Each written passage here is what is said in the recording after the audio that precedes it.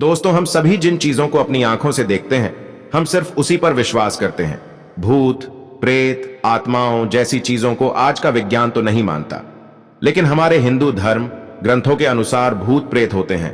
भूत प्रेतों के बारे में स्वयं गरुड़ पुराण के प्रेत कल्प में विस्तार से बताया गया है। इस अध्याय में राजा बभ्रुवाहन और एक प्रेत की कथा का वर्णन है।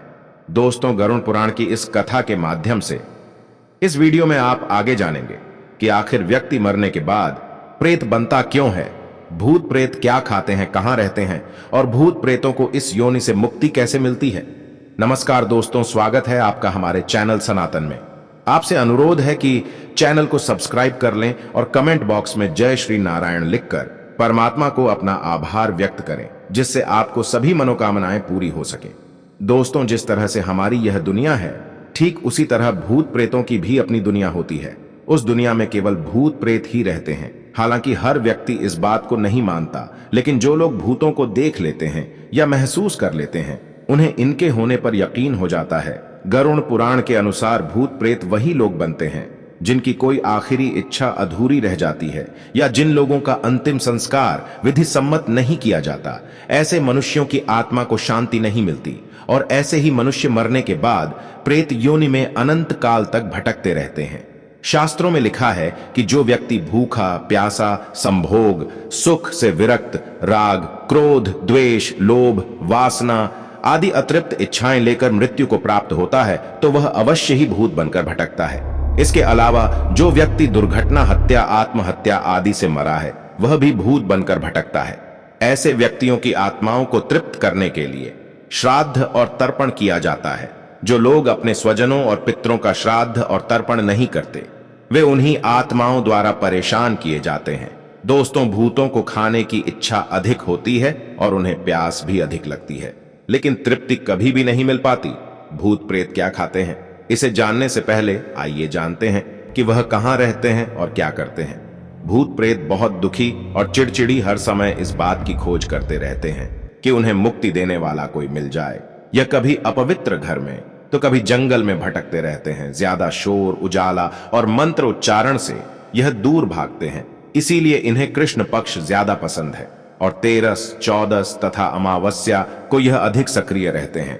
भूत प्रेत उन स्थानों पर आते जाते रहते हैं जिन स्थानों से मृतक का अपने जीवन काल में संबंध रहा होता है, इसीलिए बहुत दिनों से खाली पड़े घर में या बंगले में भूतों का वास हो जाता है। दोस्तों, भूत प्रेत आखिर खाते क्या है, यह सवाल काफी रोचक है। इसका एक सीधा जवाब नहीं है, क्योंकि भूत प्रेत का अस्तित्व ही विवादास्पद है। अगर हम माने कि भूत प्रेत सच में होते हैं, तो उनके खाने से संबंधित कुछ मान्यताएं हैं जो समय, स्थान और संस्कृति के अनुसार अलग अलग है। कुछ लोग मानते हैं कि भूत प्रेत मिठाई पसंद करते हैं, क्योंकि मिठाई में प्राण होता है जो उनके लिए प्रलोभन होता है।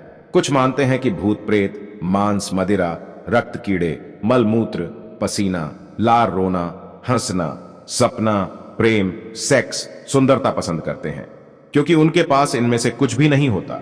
जबकि कुछ मानते हैं कि भूत प्रेत कुछ भी नहीं खाते, क्योंकि उनके पास शरीर नहीं होता और वे केवल मानसिक संतुष्टि के लिए खाने की चाहत रखते हैं।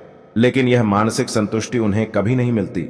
लेकिन अगर गरुड़ पुराण की बात करें तो इसका सटीक उत्तर अध्याय 7 के प्रेत कल्प में मिलता है, जिसमें एक प्रेत ने एक राजा को भूत प्रेत क्या क्या खाते पीते हैं इसका वर्णन किया है।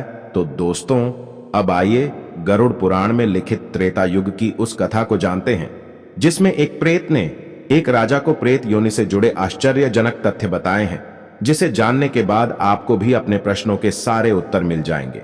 दोस्तों, एक बार पक्षीराज गरुड़ ने भगवान विष्णु से पूछा कि हे प्रभु, किन कर्मों के कारण मनुष्य मृत्यु के बाद प्रेत योनि को प्राप्त होता है? प्रेत योनि में उसे क्या क्या कष्ट मिलते हैं और प्रेत योनि में वह क्या खाता पीता है? कृपया कर विस्तार से बताएं। इसके उत्तर में भगवान विष्णु ने गरुड़ से कहा, हे पक्षीराज, तुम्हारे प्रश्न के उत्तर में मैं तुम्हें त्रेतायुग के महाबलशाली और धर्मपरायण राजा बभ्रुवाहन के विषय में बताता हूं। राजा बभ्रुवाहन धर्म कर्म में विश्वास रखने वाला प्रजापालक राजा था।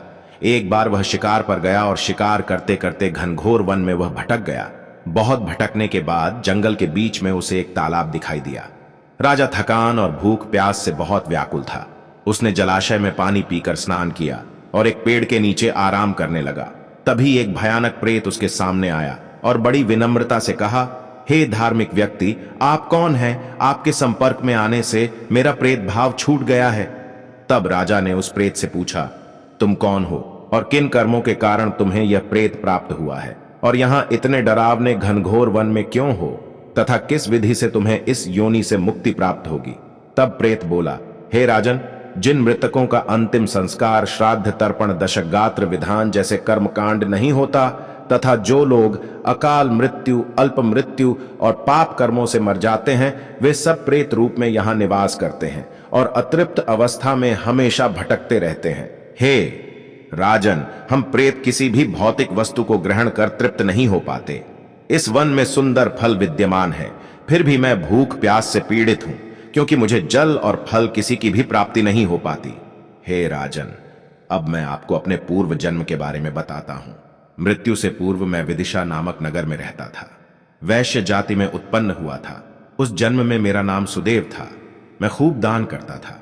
देवताओं पितरों को नियम से पूजन तर्पण आदि किया करता था, जिससे वे संतुष्ट रहते थे। किंतु मेरी कोई संतान न होने से मेरे सभी पुण्य कार्य निष्फल हो गए। मेरा कोई मित्र बंधु बांधव नहीं था, इसलिए किसी ने मेरा अंतिम संस्कार नहीं किया। इस कारण मुझे प्रेत योनि की प्राप्ति हो गई और मैं अनंत काल से इसी योनि में भटक रहा हूं। मुझे भूख और प्यास तो लगती है, लेकिन मैं तृप्त नहीं हो पाता। हमेशा भूख शांत करने के लिए इधर उधर भटकता रहता हूं। अब मैं आपको एक मणि दे रहा हूं।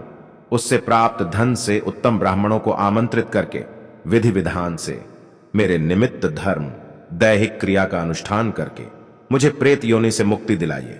इतने में राजा को ढूंढते हुए सेना भी आ गई और राजा वापस आकर प्रेत के बताए अनुसार प्रेत के नाम से अंतिम संस्कार व अन्य क्रिया संपन्न की। सारे संस्कार पूरा होते ही वह प्रेत तत्काल स्वर्ण के समान देह वाला हो गया। उसने राजा के सामने उपस्थित होकर उसे प्रणाम किया। उसने राजा बभ्रुवाहन की दया शलता की प्रशंसा करते हुए उनके प्रति घोर कृतज्ञता व्यक्त की और उसके बाद वह अपने पुण्य कर्मों के फल स्वरूप तत्काल स्वर्ग चला गया। दोस्तों, इस कथा से एक यह बात भी पता चलती है कि मृत व्यक्ति के निमित्त उसके परिवार वाले ही नहीं, बल्कि कोई भी अंतिम संस्कार की क्रिया को संपन्न करा सकता है। दोस्तों, उम्मीद करता हूं आपको समझ में आ गया होगा कि मनुष्य प्रेत कैसे बनता है, प्रेत क्या खाते हैं, कहां रहते हैं, क्या कष्ट झेलते हैं और उनके मुक्ति का उपाय क्या है। अगर यह वीडियो आपको अच्छी लगी हो तो वीडियो को लाइक करें और अपने बंधु बांधव को शेयर करें, और ऐसे ही वीडियोस को देखने के लिए हमारे चैनल सनातन ज्ञान को सब्सक्राइब करें। सर्वे, आइए मिलते हैं अगली वीडियो में।